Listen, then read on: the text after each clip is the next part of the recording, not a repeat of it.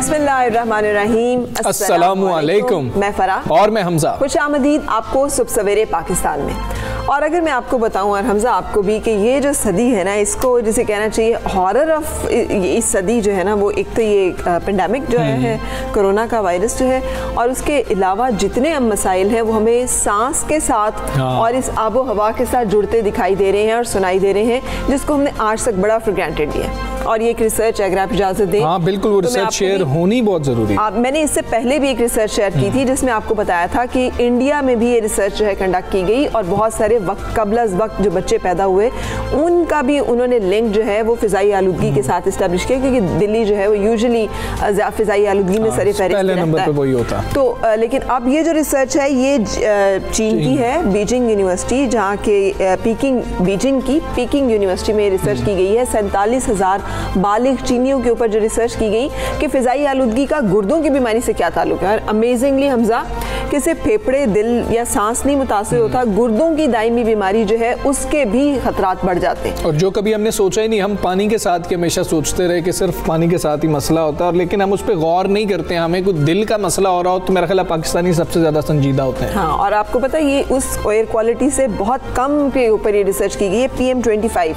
की तवील मुद्दती फ़िज़ाई आलूदगी। और अगर हमने कई दफ़ा यहाँ पे जो इंडेक्स पढ़ के बताए हैं वो इससे बहुत ऊपर होते हैं। 300 तक हमने तो यहाँ पे बताया, 342 था जो हमने लास्ट शेयर किया था, तो आप ये देखें। तो ये इससे अंदाज़ा हमें हो सकता है कि कितना ज़रूरी और कितना हंगामी बुनियादों पे हमें काम करने की ज़रूरत है कि हम अपनी आबो हवा को साफ़ रखने के लिए अपने हिस्से का काम कर दें, एक दरख्त लगा दें, लगे हुए दरख्तों को ना काटें, और जिन्होंने दरख्त लगाए हुए हैं उनकी हिफाजत करें। और ग्रीन लैंड एरियाज़ की अब high court, Lahore high court ने भी बात की है, chief justice Lahore high court ने बात की है कि आपने जो ग्रीन लैंड एरियाज थे वहाँ पर सोसाइटियाँ बना दी हैं, और इसीलिए तो आबो हवा जो है, जो फ़ज़ाई आलूदगी है, उसकी बड़ी वजह ये भी बन रहा है कि हम दरख्त काटी जा रहे हैं, वहाँ पर घर आबाद किए जा रहे हैं। हाँ, वो कहते हैं कागजों में तो सारा पाकिस्तान जंगल है, जाके देखें तो सारा कॉन्क्रीट जंगल है। एग्जैक्टली। चले जी, एक नज़र डालेंगे टॉप स्टोरीज पर।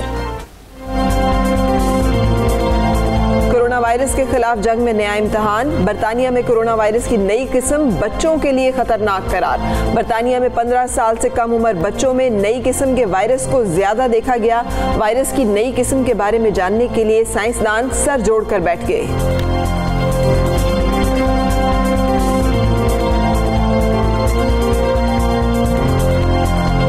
पाकिस्तान डेमोक्रेटिक मूवमेंट लाहौर के बाद आज मर्दान में सियासी ताकत का मुजाहरा करेगी। एहतजाजी रैली से मौलाना फजलुर रहमान खिताब करेंगे। बेनज़ीर भुट्टो की बरसी पर 27 दिसंबर को लाड़काना में जलसा किया जाएगा।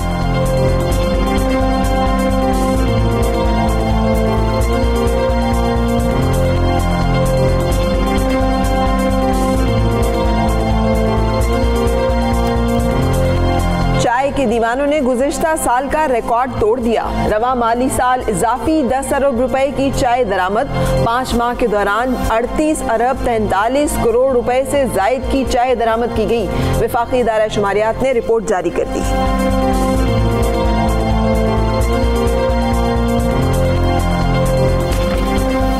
तो जी जनाब, टॉप स्टोरीज आपने जानी, और सबसे पहले बात करेंगे, इसलिए हम सबसे पहले बात करते हैं ताकि आप भी चौकन्ने रहें, आपको पता लगता रहे कि मुल्क में कोरोना के वार जारी हैं, इसको लाइट बिल्कुल नहीं लेना है। और जो हमें हर रोज़ ही NCOC फैक्ट्स एंड फिगर्स देता है, ये सिर्फ इसलिए है कि हमें अंदाज़ा हो सके कि कितनी तेज़ी के साथ इसके फैलाव में इजाफा हो रहा है और ज़्यादा एहतियाती तदाबीरें इख्तियार की जाएँ। गुज़िश्ता 24 घंटों के दौरान वबा से मजीद 84 अफराद ज़िंदगी की बाजी हार गए हैं। NCOC के मुताबिक मुल्क भर में इस दौरान कोरोना के मजीद 2142 केसेस रिपोर्ट हुए।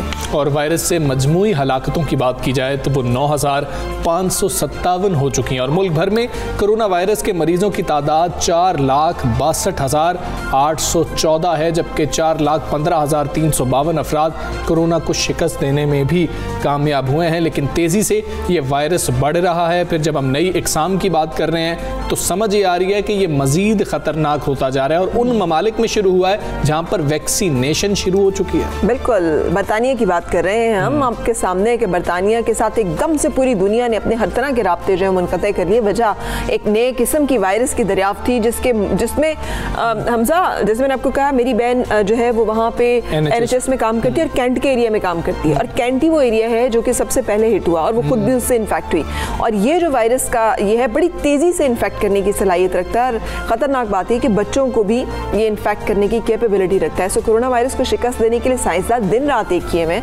अब भी कुछ दिन ही गुजरे थे कि वैक्सीनेशन का अमल बरतानिया में शुरू हुआ है, और आलमी वबा जो है, जो वायरस है, वो भी जीनियाती तब्दीलियों के साथ पहले से ज़्यादा हमें मजबूत होता दिखाई दे रहा है। और फरा, जो हम बच्चों की बात कर रहे हैं, जब पाकिस्तान में भी पहली लहर थी तो उस दौरान अगर कोई बच्चा आपकी फैमिली के अंदर इससे मुतासर हो रहा था तो जब डॉक्टर से आप बात करते थे, मैंने ये पर्सनल एक्सपीरियंस किया, तो जब डॉक्टर से बात की उन्होंने कहा कि बच्चे की ज़्यादा फिक्र ना करें कि वो बेहतर हो जाएगा, आप बुजुर्गों का ख्याल ज़्यादा रखें। लेकिन ये वाला जो वायरस आया है, जो उसकी हयत तब्दील हुई है, उसके अंदर तब्दीलियां आ रही हैं, बच्चों पे ज़्यादा असरअंदाज होने के खतरात हैं, जो माँ बाप भी ज़्यादा परेशान इसलिए होते हैं बच्चों को देखकर। अच्छा, इस सारे सिनेरियो में अगर हम देखें तो जो फैसला किया गया कि स्कूल बंद कर दिए गए, हमें कितना बेहतर फैसला भी लग रहा है, क्योंकि इसका फैलाव अमेरिका कह रहा है कि ये वायरस अमेरिका तक भी पहुँच गया है, और हॉलैंड समेत बहुत सारे और ममालिक में तो रिपोर्ट ऑलरेडी हो गया है कि वहाँ पर भी ये किस्म जो है पहुँच गई हुई है। पाकिस्तान में भी बरतानिया से आने वाले मुसाफिरों का सिलसिला जो है बस बदस्तूर मुसलसल जारी था, अब तो बंद कर दिया गया है हर किस्म का फ़िज़ाई ऑपरेशन।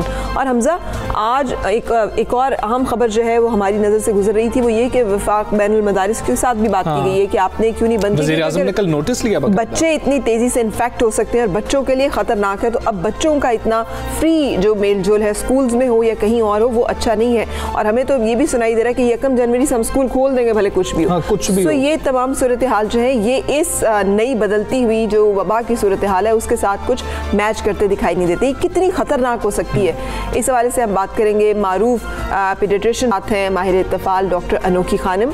अस्सलाम वालेकुम डॉक्टर साहिबा एंड गुड मॉर्निंग। फरमाइएगा कि बरतानिया में कोरोना की वैक्सीनेशन भी जारी है, क्या वायरस की नई किस्म पर यह वैक्सीनेशन इनफेक्टिव साबित हो सकती है, क्योंकि उसमें तो म्यूटेशन हो चुकी है?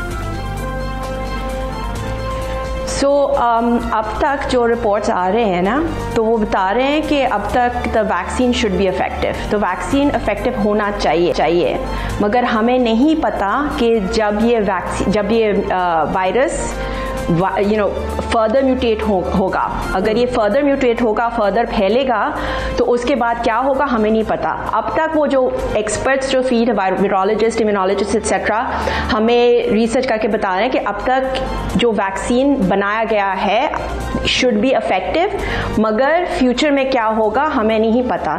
इसलिए इट्स रियली इम्पॉर्टेंट, ये बहुत ज़रूरी है कि ये म्यूटेशन फर्दर स्प्रेड होना नहीं चाहिए और फर्दर म्यूटेट नहीं होना चाहिए। So that's really really important. But so far, क्योंकि आपको ये भी याद रखना है कि जो ओरिजिनल वायरस थी वुहान में ना, और जो हम अब पाकिस्तान में देखे, जो अमेरिका में देख रहे, जो यूके में देख रहे, ये सब म्यूटेट हो चुकी है। जब से ये शुरू हुआ है, viruses are mutate very quickly, ये बहुत जल्दी से म्यूटेट होती है। इसलिए फॉर एग्जांपल जो फ्लू वायरस होती है हर साल जो आती है ना, उसकी हर साल एक नई टीका बनाना होता है, क्योंकि flu virus also mutates very fast. तो द सेम में जो कोरोना वायरस जो है ना, ये तो शुरू से म्यूटेट हो रहा है। अब जो खतरा आया है, जैसे आपने बोला है कि ये जो न्यू म्यूटेशन है इज 70% मोर कंटेजियस, इसका मतलब है ये ज्यादा जल्दी से फैल रही है, और खतरा है जो पहले नहीं था कि बच्चे are going to be affected more. इसका मतलब क्या है हमें देखना होगा।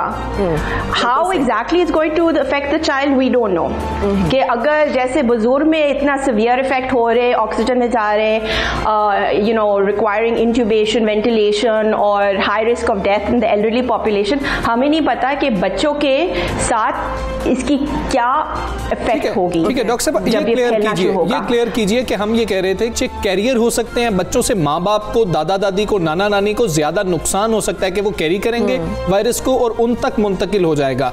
ऐसी क्या पहले स्टडीज थी कि हम ये कह रहे थे कि बच्चे अफेक्ट नहीं होंगे, उससे हमें सीखने को नहीं मिलेगा कि अच्छा इसमें ये तब्दीली आ रही है इसलिए अब बच्चे अफेक्ट ज्यादा होंगे? पहले हमने ये फैसला कैसे किया था? ठीक, so basically it's based on epidemiology studies. इसका मतलब है हम देख रहे थे कि कितने बच्चे पॉजिटिव टेस्ट हो रहे हैं, ठीक है। एंड फॉर एग्जांपल पाकिस्तान में हम ज्यादातर बच्चे को टेस्ट नहीं करते ना, बिकॉज अगर इतने सिम्टम फ्री और सिवियर वाली सिम्टम्स नहीं हो रहे, हम टेस्ट नहीं कर सकते, हम नहीं करते। So we don't exactly know to what degree के the children are carriers, to what degree the children are actually getting infected, especially जिनकी जो बहुत माइल्ड सिम्टम्स हो रही है, ठीक है। So this is based on जो what we're seeing in the field in the different countries etc, the data that has come in। और जैसे हम शुरू से बोल रहे हैं ना, सालों लगेगा हमें ये कोरोना वायरस अंडरस्टैंडिंग के लिए।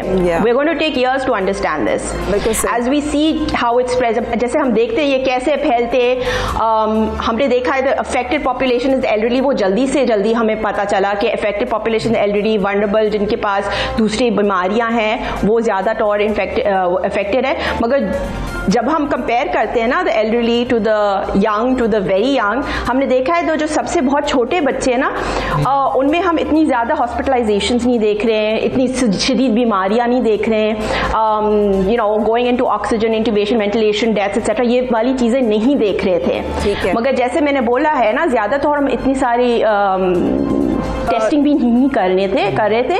सो we weren't sure to what degree children were carriers, but that was one of the hypotheses कि बच्चे भी carriers हो सकते हैं, and that's why you should protect the rest of your household। अब जो सूरत हाल है ये तशवीशनाक है, और जैसे कहा जा रहा है कि जो फैक्ट्स एंड फिगर्स जो प्रिडिक्ट किए जा रहे हैं अमेरिका की तरफ से कि अगले 6 माह ज़्यादा ख़तरनाक हैं और बहुत सारी खुदा न खासा हलाकतें जो है वो एक्सपेक्टेड हैं। और उसके साथ साथ ये म्यूटेशन हमारे सामने आई है जो कि अब कम उम्र या नौजवान या बच्चों को भी निशाना बनाने की जो है सलाहियत रखती है, तेज़ी से फैल सकती है। पाकिस्तान एक ऐसा मुल्क है जहाँ 60% से ज़ायद आबादी जो है वो 30 साल से कम उम्र के नौजवानों पर मुश्तमिल है। अब ये खुदा न खासा वायरस का फैलाव जो है ये कितना ख़तरनाक साबित हो सकता है, जबकि हमारे यहाँ पे तो अमल दरामद का आलम ये है कि अगर स्कूल बंद किए गए तो तमाम लोग ये कह रहे हैं कि हम तो अगले महीने से खोल देंगे 1 जनवरी से, और बहुत सारे मदारिस जो हैं वो तो बंद भी नहीं हुए। तो आपके ख्याल में इस सूरत हाल में ये जो एक नया तब्दीली है वायरस के अंदर, ये कितनी ख़तरनाक साबित हो सकती है? तो वी हैव टू, क्योंकि उन्होंने बोला है कि दिस इज सस्पेक्टेड, ये गारंटी नहीं बोला है, कोर्ट पे नहीं दिखाया गया है। उन्होंने बोला है कि सस्पेक्टेड के इस virus because it's so highly contagious it may affect the younger children, उसी तरीके से अफेक्ट कर सकते जैसे ओल्डर एडल्ट्स, ठीक है। तो हमें देखना होगा कि फ्रॉम गोइंग फॉरवर्ड कि क्या हो रहा है, what's actually happening in the field, ठीक है। What we need to do, जो हमें करना चाहिए is we need to take all the necessary precautions, सारी precautions लेना चाहिए, ठीक है। अगर हम you know in the new year school खोल रहे या नहीं, हमें वहाँ पर उसी वक्त हमें देखना होगा कि उस वक्त क्या हो रहा है। तो you can't make the decision right now, क्योंकि आपको नहीं पता 1 महीने के अंदर क्या होगा, आपको नहीं पता। आप खुद ही देख रहे हैं कि दिन बर दिन हम देख रहे हैं rates, death rates, checking the what you call the spread of disease, checking the impact on the local communities etcetera, doing our micro, हमारी जो micro isolate what you call micro lockdown हो रहे, स्मार्ट लॉकडाउन हो रहे थे etcetera.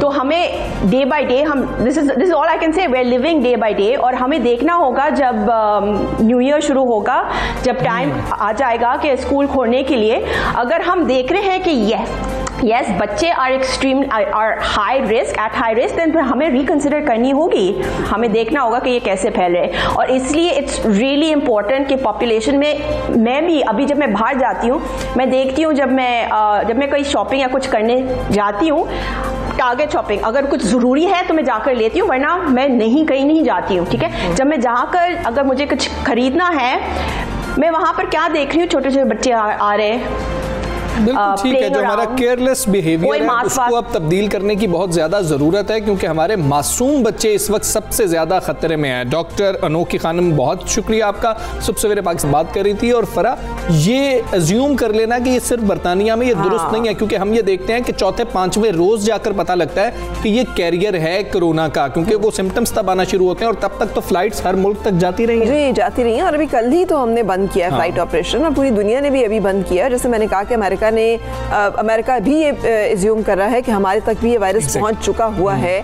इसका मतलब ये कि जो अगर वहाँ पहुंच गया तो वहाँ से तो फ्लाइट ऑपरेशन अभी नहीं मुअत्तल हुआ ना, बहुत सारे लोग आ जा रहे। सो वी नेवर नो, दुनिया में जितना तेज़ी के साथ एक दूसरे के साथ मेल जोल है, आना जाना है, सो वायरस का फैलाव भी उसी तरह से बहुत ज़्यादा है।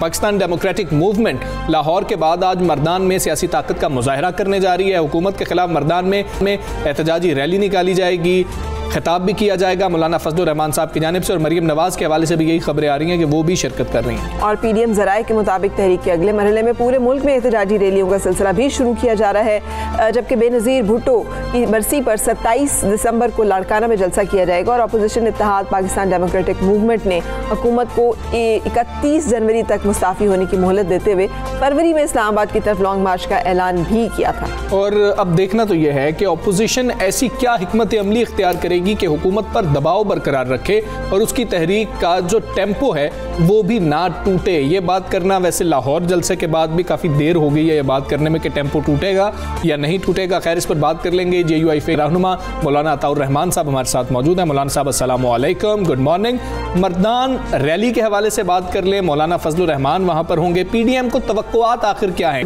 क्या अभी तक किसी जलसे से, किसी रैली से कोई फ़ायदा हुआ PDM को? बिस्मिल्लाहिर्रहमानिर्रहीम, बहुत शुक्रिया। इंशाअल्लाह PDM के बाकी जो जलसे हुए हैं अल्हम्दुलिल्लाह इंतहाई कामयाब जलसे हुए हैं, और जो टारगेट हमें मिला है मर्दानी को में जलसा करने का, इंशाअल्लाह ये भी एक तारीखी जलसा होगा, एक अजीम शान जलसा होगा, फकीर मिसाल जलसा होगा इंशाअल्लाह। हुकूमत तो यही कहेगी, लेकिन आज पूरी कौम ने हुकूमत के बयानिए को मुस्तरद किया हुआ है, और पूरी कौम जो है वो PDM के बयानिए के साथ खड़ी है। ये बहुत बड़ी कामयाबी है, और जिस तरह कौम ने लब्बैक कहा है, अगर आने वाले वक्त में PDM की क़ियादत जो है वो कौम को इस्लामाबाद लॉन्ग मार्च की तरफ बुलाती है, तो मेरे ख्याल में ये जलसे उसके लिए इब्तिदाई तौर पर बहुत बड़ा वो साबित होंगे। बिल्कुल सही, लेकिन आपकी अपनी पार्टी के अंदर बगावत का माहौल बनता दिखाई दे रहा है। वो कोर इशूज़ जिस पे हमेशा पार्टी मुत्तहिद रही, अब उस पर भी मुख्तलिफ आवाज़ें सुनाई दे रही हैं। JUIF के सीनियर लोगों की नाराज़गी की वजह क्या है, पहले तो ये बताएं। और फिर हाफिज़ हुसैन अहमद और अब मौलाना शिरानी साहब ने मौलाना फजलुर रहमान को ही सिलेक्टेड कह दिया है, तो ये किन चीज़ों की तरफ इशारा कर रहा है? देखिए, ये हमारे बुजुर्ग भी हैं, हमारे बड़े भी हैं, हम उनके ज़ात के मुतालिक तो कुछ नहीं कहते, हमारे दिलों में उनके लिए अब भी एहतराम है, लेकिन बाज़ बातें वो हैं जो जमात के अंदर इदारों में होने चाहिए, और इन्होंने हमेशा हमें ये बतलाया है कि जमाती इख्तिलाफ़ात जो हैं या जमात के अंदर के मामलात जो हैं वो जमात के इदारों में होने चाहिए, उस पर गुफ्तगू। अब अगर ये बड़े इस तरह जलसों में या इस तरह प्रेस कॉन्फ्रेंसों में गुफ्तगू करेंगे, तो ये तो अपने उनका जो नजरिया या सोच है उसके अपने खिलाफ वो कर रहे हैं। दूसरी बात ये रही कि जिस तरह मौलाना मोहम्मद खान शिरानी साहब ने इसराइल को तस्लीम करने की बात की है, या ये मेरे ख्याल में जमीयत उलमा इस्लाम के बुनियादी मंशूर के खिलाफ वर्जी है। और जब एक शख्स जमात के मंशूर से या उसके अगराज़ मकासद से हटकर अपना कोई मौक़िफ़ बयान करता है, तो ये शिरानी साहब का अपना ज़ाती मौक़िफ़ है, ये जमीयत उलमा इस्लाम का मौक़िफ़ नहीं है। जमीयत उलमा इस्लाम अपने दस्तूर और अपने मंशूर के मुताबिक जो मौक़िफ़ रखती है वो फ़लस्तीनियों की हिमायत है और इसराइल की मुखालफत है। तो बाहर के अब चूँकि वो ऐसी गुफ्तगू कर चुके हैं, और जमात जो है ऑलरेडी 24 तारीख को अपना एक इजलास बुलाया हुआ है मरकजी आमला का, तो उसमें सोचेगी कि बिल्कुल ठीक है। शिरानी साहब की नाराज़गी की वजह क्या बनी, आप क्या समझते हैं? कुछ बातें हो रही थी कि सेनेट के टिकट का कुछ मामला है जिसकी वजह से वो नाराज़ हैं, फिर उन्होंने ऐसे बयानात दे दिए, क्या इस बात में सदाकत है? सेनेट का टिकट मांगना या देना या न देना ये तो जमात के अंदर का फैसला होता है, और हमेशा इन लोगों ने खुद जमात के टिकट तकसीम किए हैं। क्या इस तरह किसी और ने भी इनके मुताबिक कोई इस तरह की गुफ्तगू की है? अभी तो न जमात में कोई दरखास्तें मांगी हैं, न जमात में इसके मुताबिक सोचा। हम तो इस वक्त एहतजाज पर हैं और तहरीक चल रही है, और इस तहरीक में हमारी कोशिश ये है कि मौजूदा असम्बलियाँ वो इस काबिल ही नहीं है कि वो सेनेट का इलेक्शन कर सकेंगी या कराएंगी। बिल्कुल ठीक है। JUIFA के सीनियर रहनुमा मौलाना अताउर रहमान साहब बात कर रहे थे सुबह सवेरे पाकिस्तान से। बहुत और बड़ी खबरें आ रही हैं कि अब JUIFA जो है मौलाना साहब मौलाना फजल रहमान लीड कर रहे हैं PDM को, और दरारें पड़ रही हैं JUIFA। सुबह सवेरे पाकिस्तान।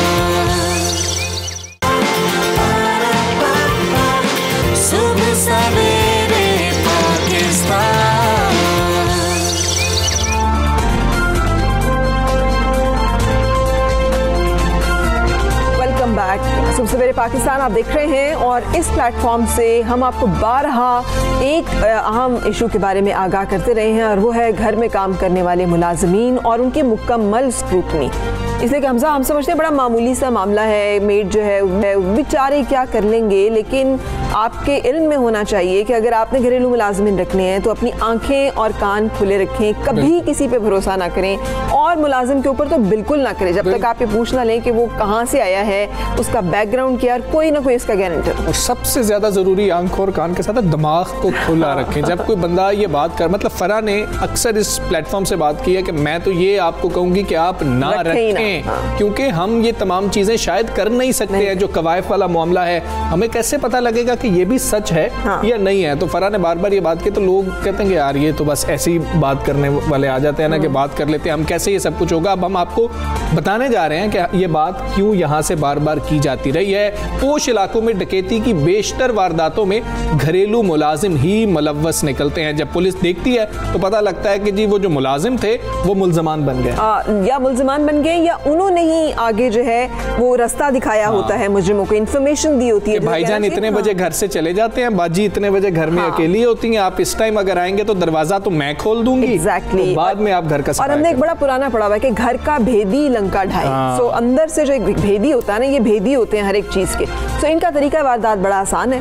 वो बंगलों में ड्राइवर, माली, सिक्योरिटी गार्ड, मेड, मुलाजिमा के तौर पे काम करते हैं, जिसके बाद मुकम्मल रेकी होती है उनके पास कि कहाँ से एंट्री है, कौन सा दरवाजा है, और फिर ये इंफॉर्मेशन शेयर करते हैं या खुद वारदात करते हैं। कराची के इलाके डिफेंस में 2 रोज कबल ही घरेलू मुलाजिमा घर से करोड़ों रुपए का माल बटोर कर फरार हो गई थी। और पुलिस का ये बताना है कि मुलाजिमा को चंद रोज पहले ही काम के लिए रखा गया था, जिसने घर की खवातीन को अकेला देखकर कैवे में नशा आवर शय डालकर पिलाई और लूट मार करके वो फरार हो गए। चंद 100 का कैवा पिलाया और करोड़ों का गबन किया, वहां से लेके फरार हो गया अपने साथियों के साथ। और अगर ये तो कैवे की एक प्याली करोड़ों की होगी। हाँ एग्जैक्टली, बिल्कुल ठीक बात है। हाँ, तो इसका मतलब जो मालिकान को पड़ी, जो मालिकान को तो करोड़ों की पड़ी ना, उन बेचारों को तो जैसे कहना चाहिए ना, एक और मुसीबत जो गले पड़ गई कि उनकी सारी माल दौलत जो है वो इस तरह से गायब हो गया। ये एक वाकया नहीं है, इसमें बहुत हाई प्रोफाइल हमारे जो लोग हैं, जैसे मैंने आपको कहा था पिछले दिनों गुलजी की बरसी भी थी, कि गुलजी और उनकी अहलिया जो है उनको भी घरेलू मुलाजिमीन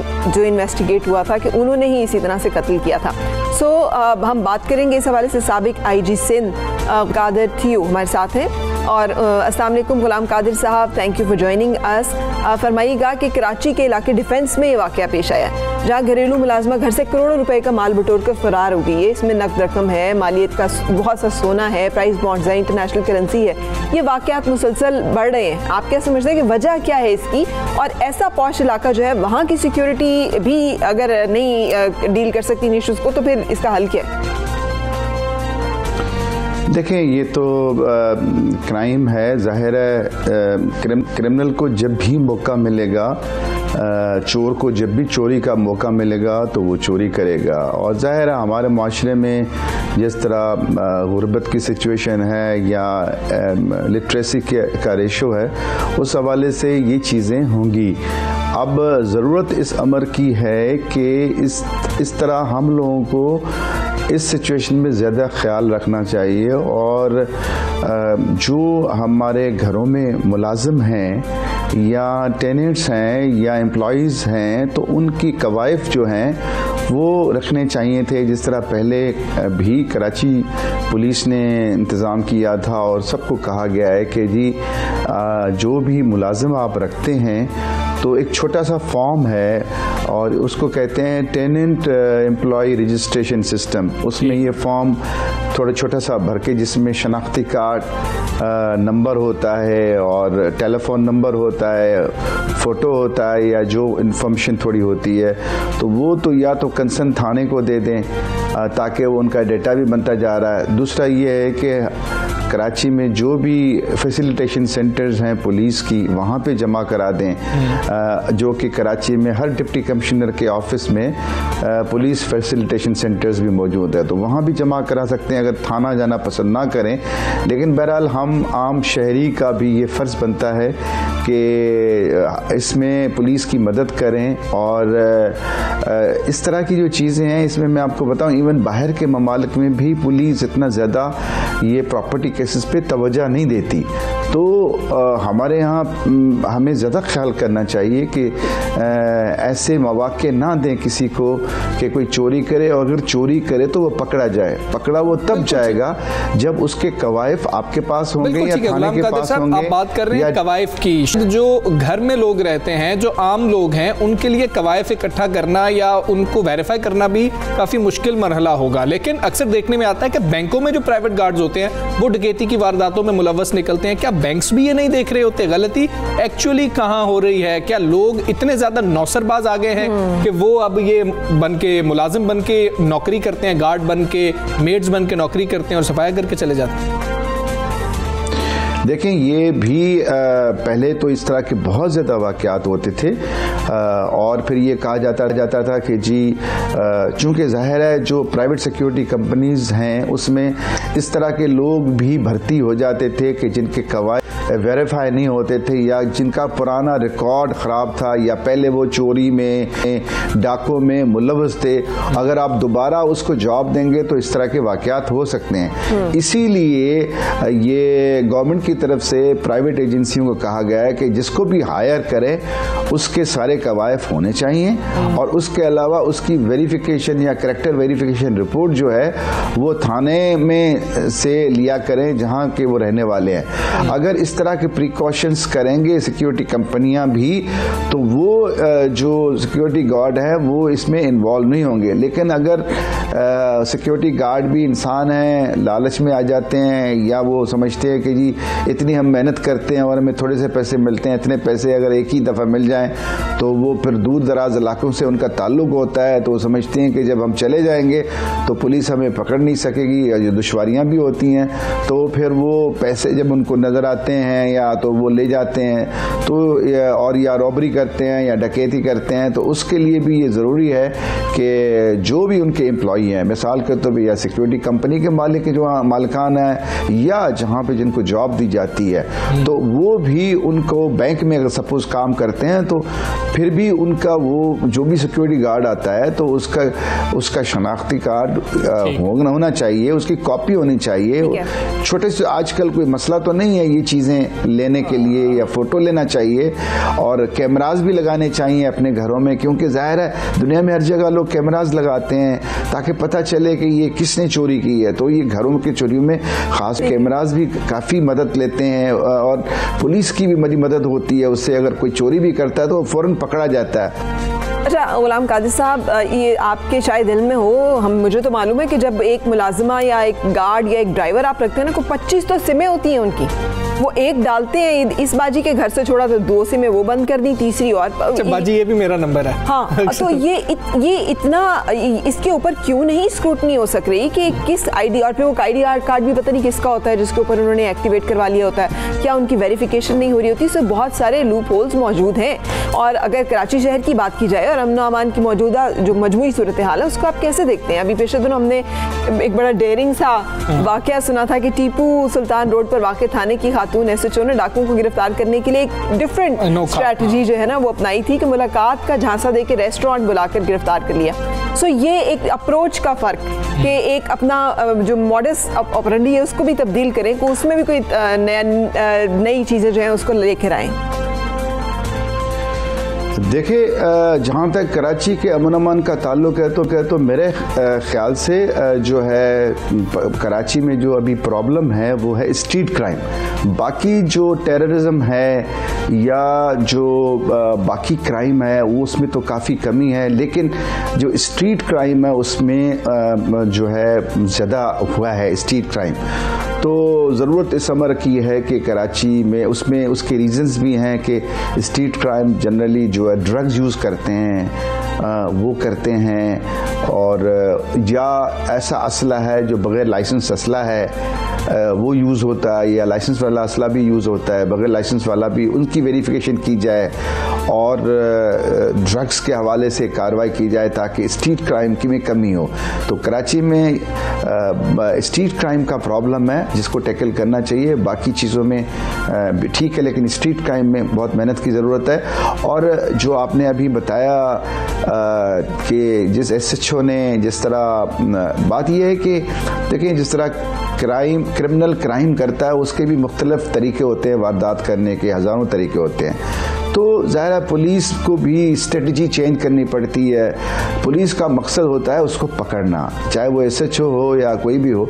अब उसने पकड़ने के लिए अगर कोई स्ट्रेटजी इस तरह बनाई कि मिसाल के तौर पे वैसे रेड भी करते हैं, घरों पे भी जाते हैं, अब फिर लोकेशन का पता होना चाहिए, फिर ये कि आजकल इलेक्ट्रॉनिकली डिजिटली भी काफ़ी मदद मिलती है, वो भी लोग लेते हैं। और ख़ास तौर पे इन्होंने ये समझा कि ठीक है इस तरीके से हम जो है उसको पकड़ें झांसा देके, तो ये ठीक है, एक क्रिमिनल था, चोर था, उसको एक नया तरीका चाहिए पुलिस के पास, बिल्कुल होने चाहिए ताकि पकड़ा जा सके। और दूसरी तरफ हमें भी ख्याल करना चाहिए। बहुत शुक्रिया गुलाम कादिर साहब, आप हमारे साथ मौजूद थे, साबिक IG सिंध।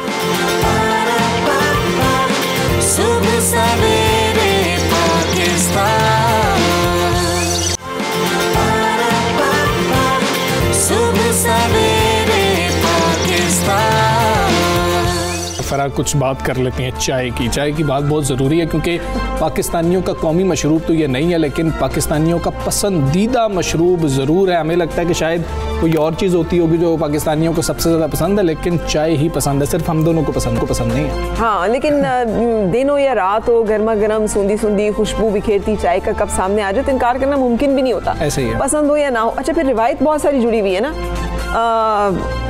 शायद दिल में शादी का ख्याल मेरी आया है, इसीलिए मम्मी ने तुम्हें चाय पे बुलाया है। हाँ। तो हमने हर एक काम जो है चाय पे करना होता है या खाने पे करना होता है, तो उसकी वजह से अब ये कि अब चाय को हम ऐसे भी इनकार नहीं कर सकते। अगर फरा की चाय में चीनी ज्यादा है, फरा पीती भी जाएंगे और साथ कहेंगे यार ये तो ज्यादा मीठी हो गई, लेकिन हम इनकार नहीं करेंगे। हाँ। तो चाय जो है ना उसमें चाय एंड चाह का कोई आपस में हमने कोई ऐसा रिश्ता बना लिया है कि वो अब टूटता नहीं। बिल्कुल ऐसी है। तो शेयर भी करते हैं कि हम ये बातें क्यों कर रहे हैं। विफाकी दायरा शुमारियात के मुताबिक रवा माली साल के पहले 5 माह के दौरान पाकिस्तानी इजाफी 10 अरब रुपए की चाय पी गए और आदत व शुमार के मुताबिक गुज़श्ता 5 माह के दौरान 38 अरब 43 करोड़ रुपए से जायद की चाय दरामद की गई है। अंदाजा करें। चलें इस हवाले से बातचीत करते हैं। डॉक्टर सारा फारूकी हमारे साथ हैं, न्यूट्रिशनिस्ट हैं। अस्सलाम वालेकुम डॉक्टर सारा फारूकी, कैसी हैं आप? मैं ठीक हूँ, अल्लाह का शुक्र। आप ठीक है? बिल्कुल सही भाई, इतनी चाय पीते हैं हम कि हमें तो लगता है कि हम कोई चाय में ही डूबे रहते हैं। हाँ जी, ऐसे क्या इसके असरात हैं?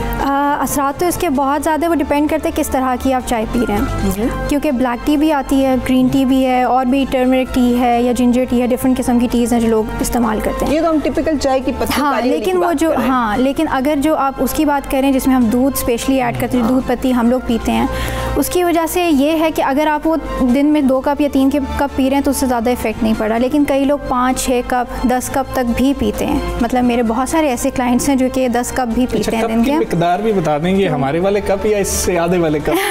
उनके भी मग ही होते हैं बेसिकली। अच्छा। तो जितना ज़्यादा आप इंटेक करते हैं आपको डिहाइड्रेशन भी होती है, उससे और भी हेल्थ इश्यूज़ आना शुरू हो जाते हैं। आपको पुअर स्लीप होगी, नींद प्रॉपर्ली नहीं आएगी रात को, हो सकता है कि आपका जो है वेट गेन भी होना स्टार्ट हो जाए। तो इसके जो हैं ऑब्वियसली नेगेटिव असरात भी हैं, हर चीज़ के नेगेटिव पॉजिटिव दोनों हैं। अगर आप जो है मॉडरेशन में लेते हैं तो उसका ऐसा कोई नुकसान नहीं है। अगर आप 2 कप 3 कप दिन में ले रहे हैं तो इट्स ऑल राइट। उससे आप ज़्यादा करेंगे तो फिर आप खुद को नुकसान दे रहे हैं। तो डॉक्टर साहब, आप किसी को मना करें कि चाय नहीं पीनी है तो वो छोड़ देता है चाय? मेरे ख्याल में तो कोई भी नहीं छोड़ता। मैंने आज तक मना नहीं किया। अच्छा? नहीं, चाय मना नहीं करनी चाहिए। उसकी कोई रीज़न नहीं, आप क्यों मना करना चाह रहे हैं। मतलब कि अगर कोई एक्सट्रीम कोई केस है जिसमें हमें लग रहा है कि ज़रूरी है कि मना करना ज़रूरी है, अदरवाइज़ आपको ज़रूरत नहीं है मना करने की। आप ले सकते हैं दिन में, लेकिन 2 कप मैक्सिमम, वो एक मॉडरेशन। हम क्योंकि हर चीज़ को हमें मॉडरेशन में बताना होता है। अच्छा, ये तो यहाँ तक तो ठीक है ना, लेकिन हम चाय को अगर खाने के फ़ौरन साथ इस्तेमाल किए तो हाजमे में रुकावट, बिल्कुल ये एक इम्पॉर्टेंट बात है, आपको तंग करती, एसिडिटी कॉज कर देती है। और फिर अक्सर हम ना हार्ट बर्न, दिल घबरा रहा है, फिर हम उसकी बहुत सारी दवाइयाँ फांकते होते हैं। और तो और माएँ बच्चों को सुबह नाश्ते में पराठा चाय करवा के भेजती हैं। बच्चों को स्टार्ट ही चाय से करवाया जाता है। आप ये चीज़ नोटिस करें कि छोटे बच्चे को स्टार्ट में, मतलब दूध तो बाद में, आप पहले उसको चाय ही देना शुरू कर देते हो तो उसको आदत हो जाती है उस चीज़ की, तो नाश्ता वो चाय के बगैर नहीं करता, फिर वो लेटर ऑन उसकी वो हैबिट बन जाती है। तो पूरा दिन अब ये है कि अब खाने के बाद, ख़ास तौर पे जैसे सर्दियों में भी गर्मियों भी लोग जो है कहते हैं कि खाने के बाद फ़ौरन चाय होनी चाहिए।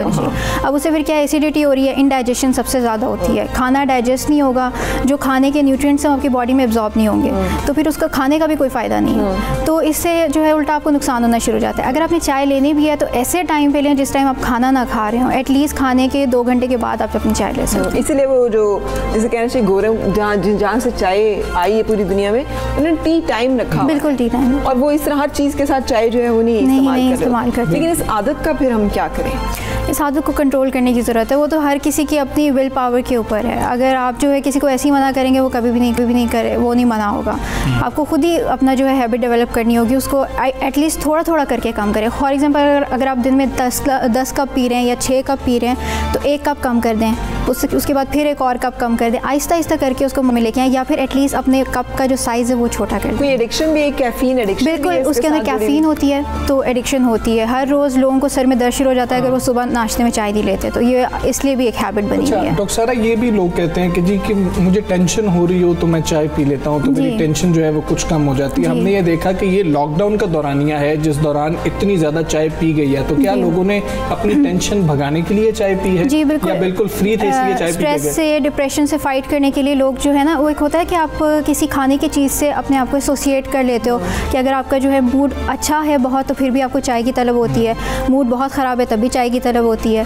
तो इस तरह डिफरेंट ओकेजन्स के लिए आपको जो है वो चाय रिक्वायर्ड होती है। कई लोगों को मीठा बहुत ज़्यादा इसी तरह पसंद आ रहा होता है, तो हम अपने साथ खुद ही एसोसिएट कर लेते हैं, साइकोलॉजिकल है। मतलब इसका डायरेक्टली आपके कोई स्ट्रेस से कोई ताल्लुक नहीं है कि अगर आपको बहुत स्ट्रेस हो रहा है तो वो चाय पीने से स्ट्रेस चला जाएगा। कुछ ऐसे लोग हैं, कुछ ऐसी हालतें हैं कि जब चाय नहीं पीनी चाहिए, वो हमें बता दें कि हाँ इन लोगों को शायद चाय नहीं पीनी चाहिए या बिल्कुल 1 कप ही पीना चाहिए। अगर किसी को एसिडिटी का बहुत ज़्यादा इशू है, इनडाइजेशन होती है, खाना हजम नहीं, हाजमा नहीं होता प्रॉपर्ली, और जो है इस तरह से मतलब स्टमक का ख़ास तौर पे बहुत इशू रहता है, तो उनको ख़ास तौर पे हम लोग कहते हैं कि भाई आप चाय का अमाउंट जो है थोड़ी सी कम कर दें, कैफ़ीन का इंटेक उनका कम कर दें। मोस्टली उन्हीं लोगों का कैफ़ीन का इंटेक सबसे ज़्यादा होता है। ठीक है। और मोस्टली डाइजेशन से जो जितनी आपकी प्रॉब्लम्स होती हैं उनका कैफ़ीन से काफ़ी रिलेशन होता है। हाँ, और जिन लोगों को नींद ना आ रही है उनको भी बहुत ज़्यादा है कि अगर ख़ास तौर पे रात को सोने के करीब चाय का पीना जो है ना बहुत ज़्यादा बुरा है, क्योंकि अगर आप जितना मतलब रात को अगर आप चाय पी रहे हैं फिर आपको नींद नहीं आएगी। एटलीस्ट आप कोशिश करें अगर आपने चाय का इंटेक भी करना है तो दोपहर तक कर लिया बस।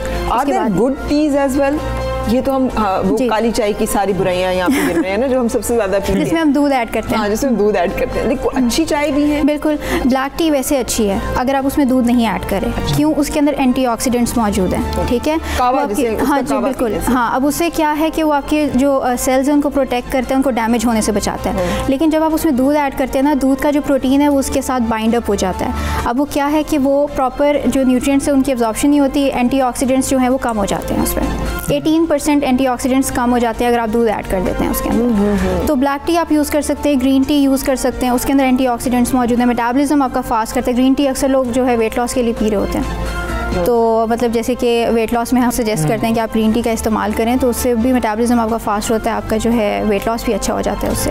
उसके अलावा टर्मरिक टी है या फिर आप जो है जिंजर टी का इस्तेमाल करें, डाइजेशन बहुत ज़्यादा अच्छी होती है उससे, तो वो भी आप इस्तेमाल कर सकते हैं। मुख्तलिफ मसालों वाली चाय, बिल्कुल मसालों तो दालचीनी और मोटी इलायची, वो सारा कुछ डिपेंड करता है आप चाय में ऐड क्या कर रहे हैं। आप इलायची ऐड करें, आप दालचीनी ऐड करें तो बहुत अच्छा है, लेकिन आप जब ये दूध बहुत ज़्यादा इस्तेमाल करने लग जाते हैं ना, तो वहाँ के वो सारा वो चीज़ नहीं रह जाती उसकी, वो न्यूट्रिशनल प्रॉपर्टीज़ नहीं रह जाती। बिल्कुल सही। बहुत शुक्रिया डॉक्टर सारा फारूकी, आप आई और आपने हमें बताया कि चाय कौन सी पीनी चाहिए, कितनी पीनी चाहिए, और जो हमारे पाकिस्तानी हैं चाय पिए लेकिन उसकी मिकदार जो है वो दुरुस्त होनी चाहिए, क्या टाइम होना चाहिए, वो डॉक्टर सारा फारूकी ने यानी हम एक तरह से ना उधार की चाय पी रहे हैं सारे। इतना पैसा जो है वो $1 करोड़ जो है इम्पोर्ट के ऊपर लगा कर तो हम चाय पिए जा रहे हैं। तो सोचें कि इतने पैसे लगा के चाय, अरे घर का भी अगर आप बजट निकालें ना तो उसमें भी ये चाय का जो एक्सपेंस है वो मेजर एक्सपेंस होता है कि आपने कोई 10 टाइम चाय पीनी है तो कितना खर्चा होगा। अच्छा, घर में मुझे लगता है कि जब खास तौर पे मर्द हज़रात जब घर में होते हैं, वो बोर हो रहे होते हैं, तो वो क्या करते हैं, या तो फ्रिज खोलते हैं या फिर कहते हैं कि मुझे चाय पिला दो, क्योंकि ना वो जब बोर हो रहे होते हैं ना, बोरियत दूर करने के लिए कुछ होना चाहिए, यार चाय पी लेते। तो इसका मतलब खातून बोर हो रही हो तो फिर से भी कहना चाहिए जरा चाय बना दो। खातून बेचारी को खुद बनाना पड़ रहा होता है ना घर में, ये भी तो एक मुसीबत है। ठीक है, बिल्कुल सही। अच्छा जी, आज का दिन जो है वो उसके बारे में हमने बात करनी है, लेकिन एक ब्रेक पहले लेंगे। Stay with us.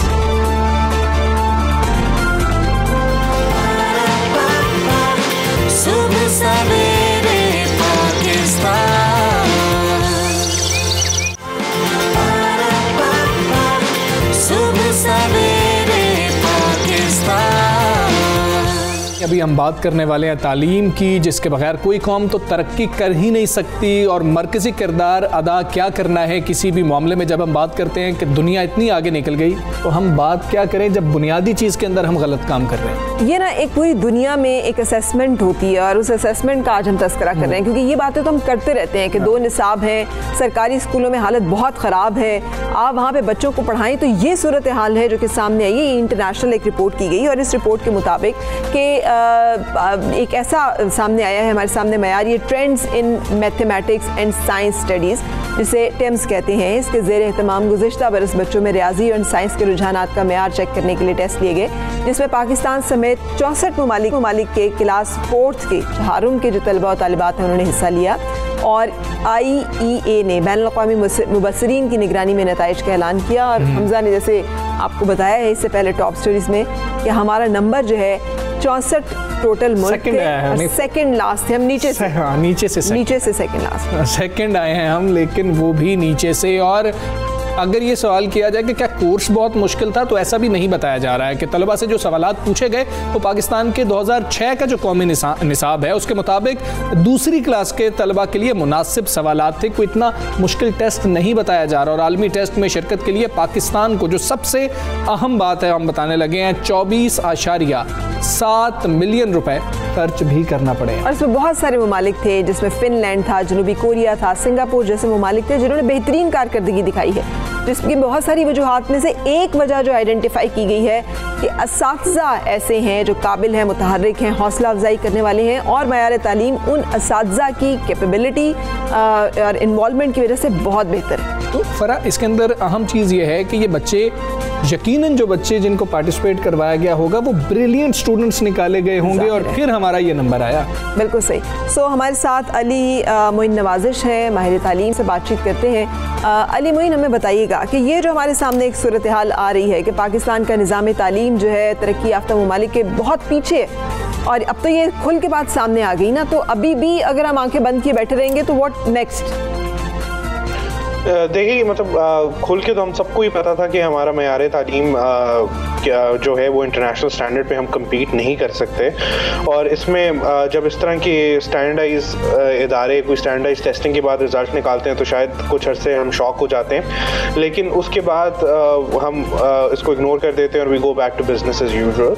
हम बड़ा सीरियसली लैक करते हैं। हमारा प्राइमरी एजुकेशन हो, सेकेंडरी एजुकेशन हो, हमने अपने सिलेबस अपडेट्स नहीं किए, हमारे करिकुलम्स ठीक नहीं है, हमारी टीचिंग ठीक नहीं है, हमारा स्टैंडर्ड ऑफ असेसमेंट ठीक नहीं है। फिर दूसरा इशू ये कि हमारी बहुत वो कैज़म्स एग्जिस्ट करते हैं कि आप एक जगह जहाँ एलीट प्राइवेट स्कूल्स को देखें तो वहाँ बहुत अच्छी क्वालिटी ऑफ एजुकेशन है, पब्लिक सेक्टर को देखें तो वहाँ उतनी बुरी क्वालिटी ऑफ एजुकेशन है, एक जगह एक्सपेंसिव है, एक जगह फ्री है, लेकिन आपको क्या मिल रहा है? तो एक तो अनफॉर्चुनेटली क्वालिटी जो मेजॉरिटी ऑफ पाकिस्तानीज़ को मिल रही है वो भी ठीक नहीं है, और और फिर शायद मैं समझता हूँ कि हमारा जो एलीट क्लास और हमारे कर्ता धर्ता है उनका इंटरेस्ट इसलिए भी हमारी एजुकेशन सिस्टम के अंदर लूज हो गया है क्योंकि उनके बच्चे तो एलीट प्राइवेट स्कूल्स में पढ़ते हैं, उनका जो स्टेक हमारे पब्लिक एजुकेशन सिस्टम में वो खत्म हो गया है, जिसकी वजह से ना उसको अटेंशन दी जाती है ना उसको रिवैम्प किया जाता है। और हम सबसे सिंपलेस्ट जो काम है वो करते हैं कि अच्छा जी हमने करिकुलम बना दिया, ये कर दिया, लेकिन हमारे जो इश्यूज हैं वो बड़े डीप रूटेड हैं। वो टीचिंग क्वालिटी, वो असेसमेंट क्वालिटी, वो क्लासरूम, वो स्कूल लेवल के ऊपर एग्जिस्ट करते हैं, जो सिर्फ सिलेबसेस और करिकुलम्स चेंज करके नहीं हो सकते। उसके लिए आपको अक्रॉस द बोर्ड चेंजेस लानी है। बिल्कुल ठीक है अली, हम इस पे बात करना चाहेंगे कि बच्चों की जो बुनियाद है वो कहा जाता है कि बचपन से रख दी जाती है। एक तो ये यहाँ पर हमें क्लियर कर दें कि इसके अंदर सिर्फ सरकारी स्कूल के बच्चों ने हिस्सा लिया, ये बात क्लियर कर दें। दूसरा ये कि ऐसा क्यों है कि पाकिस्तान के अंदर उस्ताद खुशी से कोई नहीं बन रहा होता, जो कुछ नहीं कर सकता वो उस्ताद बन जाता है और फिर मयार चेक नहीं किया जाता। तो असातिज़ा का मयार चेक करने के लिए कैसा मैकेनिज्म होना चाहिए ताकि अच्छे बच्चे सामने आ सके? देखिए, जो आपने ये टीचर्स की बात की है बड़ी इंपॉर्टेंट है। एक सोसाइटी जो अपने टीचर्स को जितनी रिस्पेक्ट देती है, एक तो वो उसकी अपनी रिफ्लेक्शन भी होती है कि यहाँ पर टीचिंग को जनरली इतना अच्छा प्रोफेशन नहीं माना जाता। आहिस्ता आहिस्ता एटीट्यूड चेंज हो रहे हैं। वो पहले कहा जाता था ना वो जरा कुछ नहीं कर सके मास्टर लग गया। तो ये जो एटीट्यूड्स थे, एक तो ये प्रॉब्लम थी। दूसरा, फिर आपको अगर अच्छा टैलेंट किसी भी फील्ड के अंदर चाहिए होता है तो आपको उस फील्ड को अट्रैक्टिव बनाना पड़ता है। ये नहीं कि आप चलें आप लुक्रेटिव बना दें, लेकिन एटलीस्ट ये है कि एक अच्छा अट्रैक्टिव इसको करियर चॉइस बनाना पड़ता है और उसके साथ साथ अकाउंटेबिलिटी भी बड़ी ज़रूरी है। देखें, मल्टी फैसेटेड प्रॉब्लम है ना।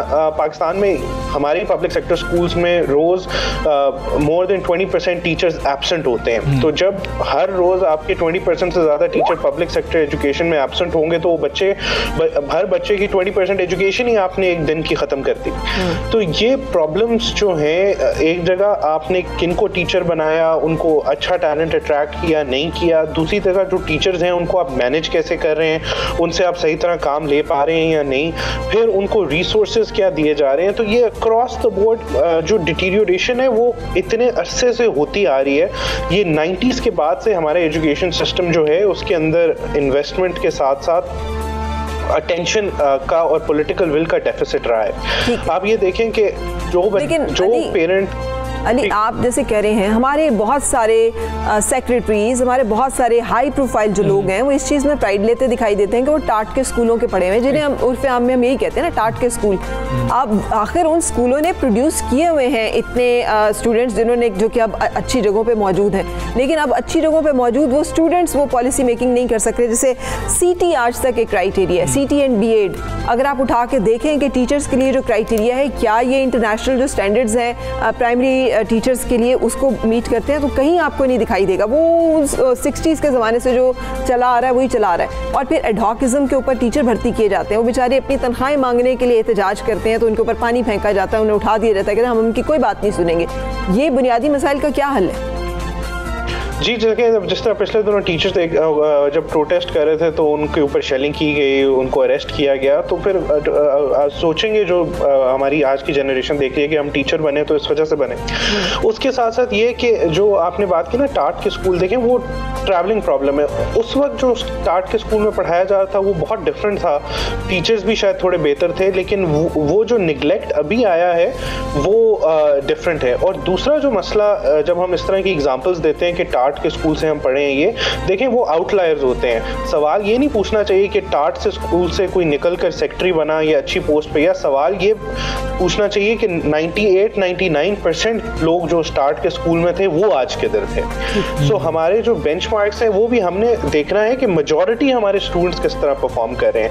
अगर एक बच्चा अच्छा परफॉर्म करता है या वो आगे निकल जाता है या तो वो एक अलग चीज़ होती है। दूसरा, एजुकेशन सिस्टम जो है वो हमेशा उसको कहा जाता है ये सोशल मोबिलिटी का टूल होता है, ये ग्रेट इक्वलाइजर होता है कि आप अपनी मेहनत से पढ़ के आगे निकल सकते हैं इररिस्पेक्टिव ऑफ द फैक्ट कि आप किस बैकग्राउंड से आए। लेकिन पाकिस्तान में तो एक बच्चा जिस घर में पैदा हुआ है उसकी तालीम की जर्नी वहाँ से ही डिसाइड कर दिया जाता है कि अगर ये गवर्नमेंट स्कूल जा रहा है या ये एलीट प्राइवेट स्कूल जा रहा है तो उसका पूरा फ्यूचर ही उस हिसाब से डिफाइन कर दिया जाता है, जो मेरे ख्याल है बच्चों के साथ उनके टैलेंट के साथ बहुत बड़ी नाइंसाफी होती है हमारे। ठीक है अली, ये बता दीजिए, हमने जब भी बात की कुछ रिफॉर्म्स की बात की एजुकेशन में, तो हमने यकसा निज़ाम तालीम की ही बात की, उस पर ही सिर्फ जोर दिया गया। क्या सिर्फ यकसा निज़ाम तालीम से हमारे ये मसाइल, जो बुनियादी मसाइल हैं जिनका आप जिक्र कर रहे हैं, हम जिक्र कर रहे हैं, ये हल हो जाएंगे? असातिज़ा तो वही रहेंगे, असातिज़ा की ट्रेनिंग का कोई मैकेनिज्म ही पाकिस्तान में मौजूद नहीं है, ख़ासतौर पर मैं सरकारी स्कूलों की बात कर रहा हूँ। जी, आपने बहुत अच्छा सवाल किया और बहुत ठीक बात की कि हम जो सॉल्यूशंस प्रपोज करते हैं वो प्रॉब्लम को अटैक नहीं करती। अगर आप यकसा तालीमी निज़ाम करते हैं या आप एक करिकुलम लाते हैं तो क्या आप सबको एक लेवल नीचे लाएंगे, या फिर दूसरी तरफ जब आप इस तरह की बातें करते हैं तो आप टीचिंग, एवेल्यूएशन और जो क्लासरूम के अंदर बच्चा एक्सपीरियंस गेन करे उसको आप रिमूव कर देते हैं। नंबर 2, हम ये भी भूल जाते हैं कि ये पॉलिटिकली इसको फोकस इसलिए नहीं किया जाता क्योंकि ये एक टाइम लगता है एजुकेशन रिफॉर्म्स लाने में। तो आप 3, 4, 5 साल बाद प्रेजेंट नहीं कर सकते जिस तरह आप एक पुल को या एक मेट्रो बस प्रोजेक्ट को प्रेजेंट कर सकते हैं, लेकिन ये एक नेशनल प्रायोरिटी है और जब तक हम एक लॉन्ग टर्म प्लानिंग नहीं करेंगे तो हमारी जनरेशंस पीछे से पीछे रहती जाएंगी।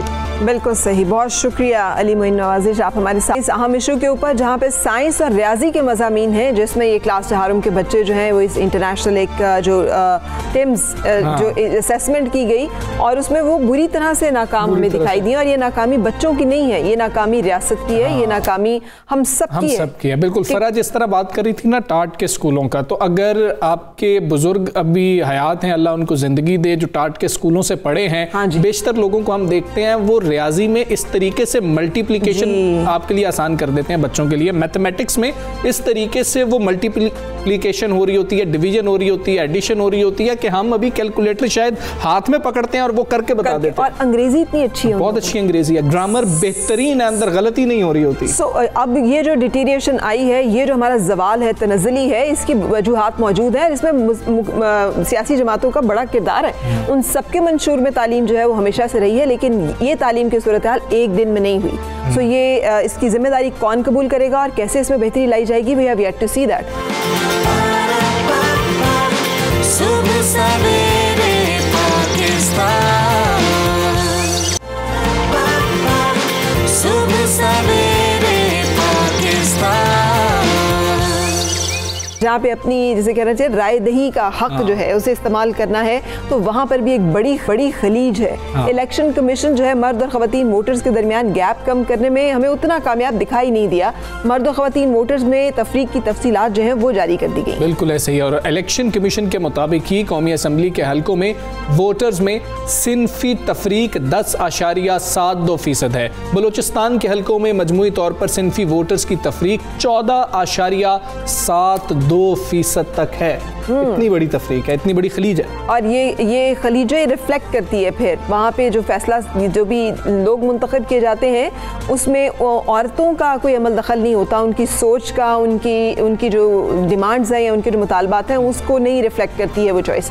इलेक्शन कमीशन की तरफ से जारी तफसीलात के मुताबिक पंजाब में भी वोटर्स में सिनफी तफरीक जो है 9.83% है। बलूचिस्तान असम्बली में ही रजिस्टर्ड वोटों की तादाद 48,1131 है। इनमें से बलूचिस्तान असम्बली के इंतखाबी हलकों में मर्द वोटर्स की मजमूई तादाद 27,54,005 है, जबकि ख़वातीन रजिस्टर्ड वोटर्स की तादाद 20,47,126 है। कितना बड़ा फ़र्क है, कितना बड़ा फ़र्क है। और जिस तरह फरा बात करिए कि फिर आगे उतनी ज़्यादा उनको असेंबलीज़ के अंदर, अगर हम पार्लियामेंट की बात कर रहे हैं तो पार्लियामेंट के अंदर उतनी सीट्स नहीं होती हैं ख़वातीन की, और पिछले कुछ अरसे में हमने यही देखा है कि जो अहम तरीन बिल है, जो सोशल इश्यूज़ को टारगेट करता है, जिसकी हम रोज़ाना बात करते हैं, वो ख़वातीन की जानिब से ही पेश किया जाता है, वो मर्द हज़रात पेश नहीं कर रहे होते। और चूंकि असेंबली में ख़वातीन एक बड़ी तादाद में मौजूद नहीं होती तो उसके ऊपर जो कंटेस्ट किया जाता है, बात की जाती है, तो मर्द कर रहे होते हैं, जो कि फिर उस तरह से उन चीज़ों को शायद ना समझ पाते हैं, ना उसके बारे में रिस्पॉन्सिव होते हैं। हम मजीद इस बारे में बात करेंगे। साबिक सेक्रेटरी इलेक्शन कमीशन दिलशाद साहब हमारे साथ हैं। अस्सलाम वालेकुम एंड गुड मॉर्निंग। फरमाइएगा कि ये जो हम डिस्पैरिटी की बात कर रहे हैं, इतना फ़र्क है खैबर पख्तूनख्वा के बाज़ इलाकों में 36% ख़वातीन वोटर्स रजिस्टर्ड ही नहीं है। बलूचिस्तान के हलकों में मजमूई तौर पर सिनफी वोटर्स तफरीक जो है 14.72% है। क्या वजह है, किसकी कोताही मानी जाएगी? पाकिस्तान की पूरी मशीनरी जो है वो ख्वातीन के वोटर्स के इतराज के लिए बाकायदा फ़आल रही। मैं खुद रहा हूँ federal secretary election commission Pakistan का भी, और जहाँ तक बलूचिस्तान का ताल्लुक है मैं वहाँ 5 साल रहा इलेक्शन कमिश्नर।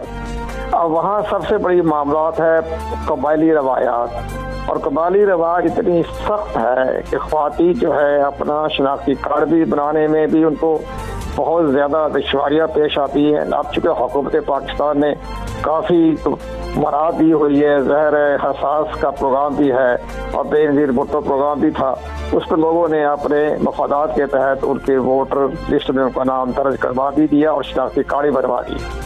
लेकिन अब जहाँ तक दीगर मामलात हैं, जो छोटे शहर हैं, कबायली सिस्टम हैं, वहाँ ख्वातीन को तो अपना वोट तो कास्ट करना तो बहुत मुश्किल तरीन मरहला होता है। वो तो आइडेंटिटी कार्ड भी नहीं बना सकती, घर से बाहर नहीं जा सकती। तो ये एक वहाँ के कबायली रवायती सिस्टम है। लेकिन इसमें आप इलेक्शन कमीशन पाकिस्तान की जो कोताही है वो ना देखें।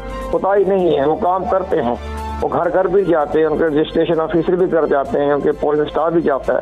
लेकिन वहाँ कबायली सिस्टम इतना सख्त है कि वहाँ औरतों को वोट दर्ज करना या शनाख्ती कार्ड बनाना उनके लिए रास्ते में बड़ी दुश्वारियाँ हैं। लेकिन अब आहिस्ता आहिस्ता हमारी बाज़ NGOs ने उनके अंदर एक ख़ास शऊर पैदा किया है, मीडिया पैदा किया है, तो उनको ख्वातीन को मुख्तलिफ कर्जे भी मिल रहे हैं।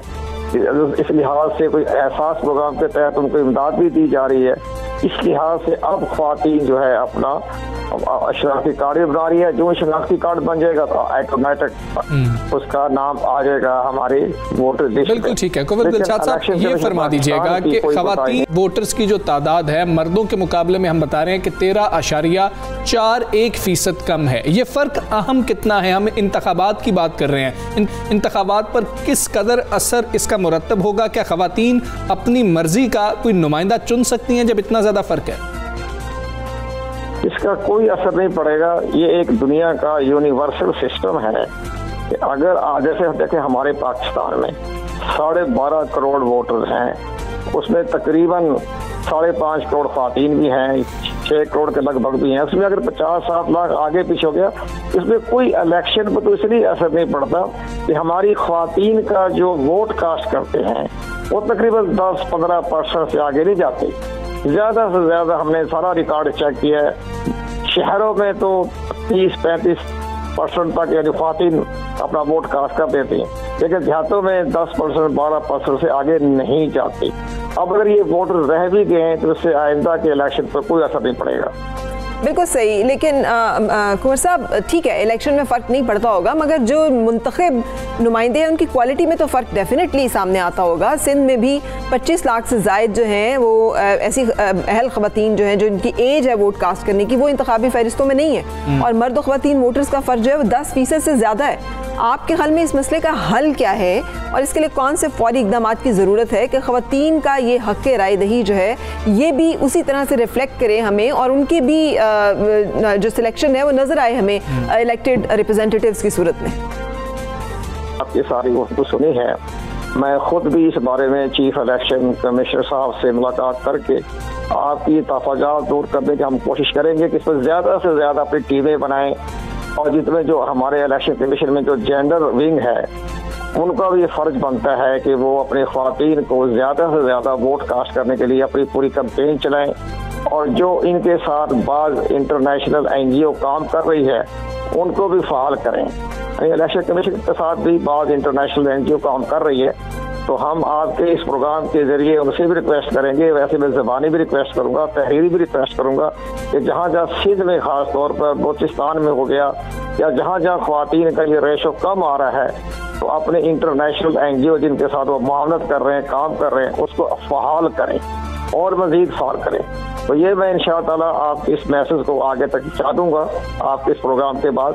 लेकिन बहरहाल ये आपका ख्वाजात के दुरुस्त हैं, और हम जो आपने जो रिपोर्ट पेश की है तो मैं इस पर मुकम्मल तौर पर मैं इस पर से मुतफिक हूं। थैंक यू वेरी मच कुंवर दिलशाद साहब, बहुत शुक्रिया कि आप इस तरह की बात जो है वो कर रहे हैं। We truly acknowledge your kindness. और यही हमारा मकसद भी यही है कि वो मसाइल आगे जाएं और आप वो मसाइल जिस तरीके से आपने कहा जब आगे वो जाएंगे तो यकीनन उसका हल भी जरूर निकलेगा। इसके ऊपर सोचा जाएगा कि वाकई लोग ये कंसर्न रखते हैं कि खवातीन वोटर्स की तादाद जो है हमजा। वैसे भी कहते नहीं, जमहूरियत वो तर्ज हुकूमत है कि जिसमें बंदों को गिना करते हैं, तोला नहीं करते। तो ये भी नहीं देखा करते कि ये मर्द है कि औरत है। दे आर उसमें बड़ी ज़रूरी है कि ख़वातीन की रिफ्लेक्शन जो है वो नज़र आए। ख़वातीन जो कि 52% आबादी हैं, अंदाज़ा करें कि ख़वातीन मर्दों से 2% ज़्यादा हैं पॉपुलेशन में, और वो अगर इतनी परसेंटेज कम दिखाई देती हैं तो ये एक बड़ा अलमिया है हमारे मुल्क। एक बड़ी अहम बात वो कर गए, उन्होंने कहा कि लोगों ने तब शनाख्ती कार्ड खवातीन के बनवाए जब उनको मुख्तलिफ जो इनकम सपोर्ट स्कीम्स थी तब खवातीन को उससे पैसे मिलने थे, इसलिए उनको रजिस्टर करवाया गया ताकि कुछ फ़ायदा पहुँचे। उससे पहले अगर वो ना हो रहा होता तो शायद ये भी रेशियो ना होती, ये तादाद भी ना होती जो भी रजिस्टर्ड है। बिल्कुल सही। चलें, ये एक इशू है, अपने घरों में भी कोशिश करें कि हम लोग ये जो जेंडर डिस्पैरिटी है, ये जो तफरीक है, जिनसी तफरीक है, इसको कम से कम करें। जितना हमारी होलसम सोसाइटी होगी जिसमें हर मर्द और औरत जो है वो अपना भरपूर किरदार अदा करेगा, उतना इसमें झगड़े कम होंगे, उसमें फसादात कम होंगे, वायलेंस जो है वो कम होगा। आगे बढ़ेंगे फ़रा और बात करेंगे, अगर हम कव्वाली की बात करें, कई ऐसे मतलब के बड़े नाम जो शायद मैं अपनी हयात में उनको लाइव नहीं सुन सका हूँ, लेकिन कुछ ऐसे नाम हैं जिनको हमने सुना और उसका सहर आज तक मौजूद है। हम बात करने हैं अमजद साबरी की। हाँ, और मुझे तो वो दिन और उसकी हौलनाकी ज़िंदगी भर नहीं भूलेगी। वो जो दिन था वो तो अलग रहा जिस दिन वो हमसे जुदा हुए। आज हम सेलिब्रेट कर सकते हैं कि एक ऐसा टैलेंटेड फ़नकार जो है उसने पाकिस्तान में जन्म लिया, उन्होंने आगे बढ़ाया कव्वाली के सिलसिले को, और उनके वालिद की जो मशहूर ज़माना कव्वालियाँ थीं उनको उन्होंने गाकर और उनको नए अंदाज में लोगों के सामने पेश कर कर एक शोहरत हासिल की, और उनके मद्दाह जो हैं आज उनकी 50वीं सालगिरह मना रहे हैं। हम हमेशा बात करते हैं जब ऐसे बड़े लोगों की हम बात कर रहे होते हैं कि कैसे कैसे लोग फरा चले गए हैं, और यही ज़िंदगी की हकीकत भी है। तो जब तक अल्लाह ने हमें वक्त दिया है, किसी का वक्त जो है वो आपको नहीं पता कि जल्दी ये जाएगा या मैं जाऊंगा, तो अपना जो वक्त है वो अच्छे तरीके से जो अहकामात हैं उनके मुताबिक गुजारें। बिल्कुल। और एक ब्रेक लेंगे, ब्रेक के बाद फिर मिलते हैं।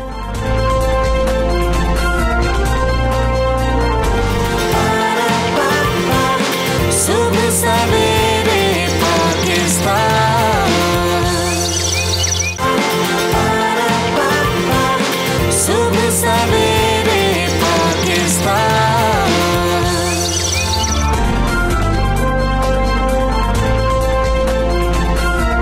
Welcome back. आप सब सवेरे पाकिस्तान देख रहे हैं, और कल इस खबर ने हम सबको दिल बाग बाग हो गए कि Pakistani cricket team white wash से बच गई और आखिरी जो हमारा मैच था वो हमने जीत लिया। बिल्कुल ठीक है। और पाकिस्तानी टीम ने जो आखिरी T20 जिस तरह फरा बता रही है न्यूजीलैंड को एक सनसनी खेज मुकाबले के बाद शिकस्त दी। आखिरी ओवर तक ये मैच गया, शुक्र है आखिरी गेंद तक नहीं गया, और इफ्तिखार ने जो है छक्का मारा, पाकिस्तान जीत गया। और रिजवान के हवाले से हम सब बात कर रहे थे, रिजवान ने सबको गलत साबित कर दिया, और हम बात कर रहे थे कि क्या रिजवान जो हैं वो ओपनर हैं नहीं हैं, क्या रिजवान को T20 खिलाना चाहिए नहीं खिलाना चाहिए, क्या रिजवान को जो टेस्ट टीम की कप्तानी सौंप दी गई है वो दी जानी चाहिए थी या नहीं दी जानी चाहिए थी।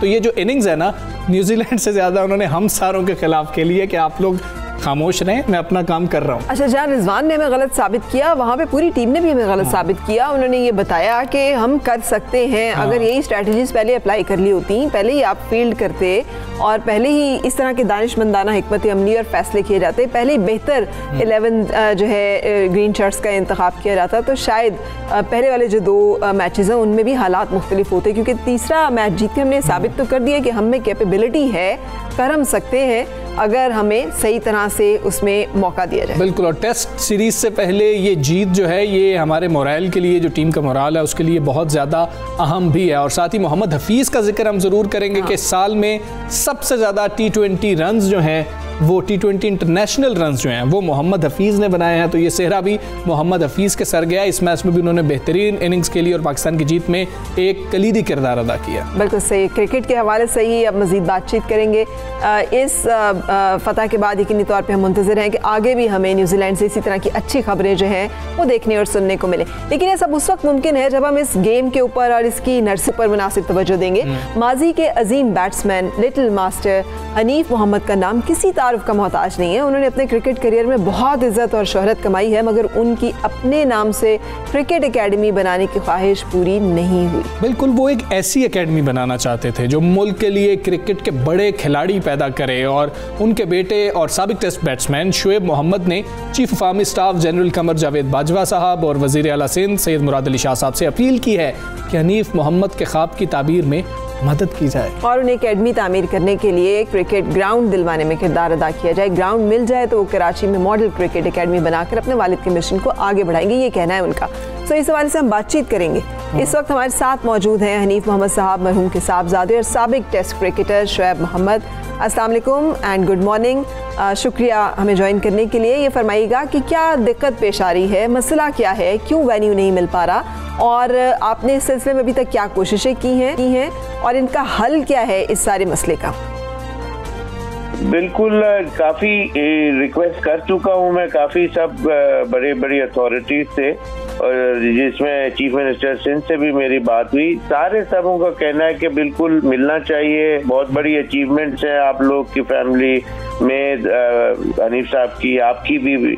लेकिन ये है कि जब फाइनल स्टेजेस के लिए जो फाइनल जो काम है उसके ऊपर कहीं ना कहीं आके काम रुक जाता है। मैं समझता हूँ चीफ मिनिस्टर सिंध के हाथ में इसे कि वो यहाँ कराची में हैंडल करते हैं तमाम चीज़ें, वो सुपीरियर बॉडी हैं। तो नेचुरली हमारी चीफ ऑफ आर्मी स्टाफ से भी रिक्वेस्ट हमने कल अखबार में की है, एक अपील की है, और इसमें तमाम ये जो अथॉरिटीज़ हैं इस तरह वो अगर हाई ऑफिशियल्स इसके अंदर इंटरवीन करें तो ये मसला हल हो सकता है। इसलिए कि ना हनीफ के सिर्फ रिकॉर्ड है, हमारे भी वो वर्ल्ड रिकॉर्ड्स हैं, अचीवमेंट्स हैं जो कि पाकिस्तान में और किसी और एक छत के नीचे, तो हमारे इस घर के छत के नीचे दुनिया में इससे ज्यादा वर्ल्ड रिकॉर्ड नहीं है। पूरी दुनिया में किसी की भी एक घर ले ले तो कोई भी ये काम करेगा तो, और हमने प्रूव किया है दुनिया में कि यहाँ जो हम चीज सीखते हैं तो वो हमने आगे सिखा भी सकते हैं। बिल्कुल ठीक है शुएब, कराची में पहले ही बहुत सी एकेडमीज कायम है, तो जब किसी नई क्रिकेट एकेडमी की बात होती है तो ये सवाल उठता है कि इसमें ऐसा क्या होगा कि नौजवान क्रिकेटर्स को क्या मुख्तलिफ और बेहतर सहूलियात दी जाएंगी कि पाकिस्तान की क्रिकेट बेहतर होगी? तमाम जो एकेडमीज हैं उसके अंदर जो भी नाम वाले प्लेयर हैं वो पहली बात तो वो खुद कोई खड़े होके नहीं कराते कोचिंग, थोड़े से पैसे दे के क्लब क्रिकेटर्स वहाँ की कोचिंग करते हैं। तो सबसे बड़ा तो डिफरेंस यही है।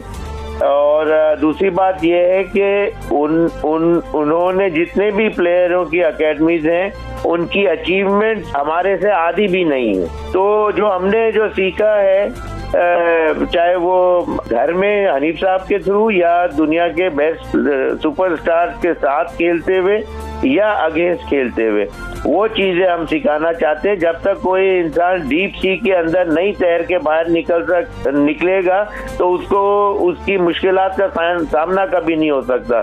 तो अल्लाह की मेहरबानी से जितना जो मैंने पहले बताया जो चीजें हमने सीखी, ये रिकॉर्ड दुनिया के सामने है। चाहे वो 5 लगातार 5 टेस्ट मैचेस में सेंचुरी, दुनिया में सिर्फ 5 प्लेयर्स हैं जिन्होंने किया, उनमें से एक में मेरा नाम है। सबसे फास्टेस्ट 2000 रन टेस्ट क्रिकेट में दूसरे नंबर पे पाकिस्तान में मेरा नाम है। वर्ल्ड रैंकिंग बेस्ट बैट्समैन 91 में, best fielder in the world 1991-92 के अंदर।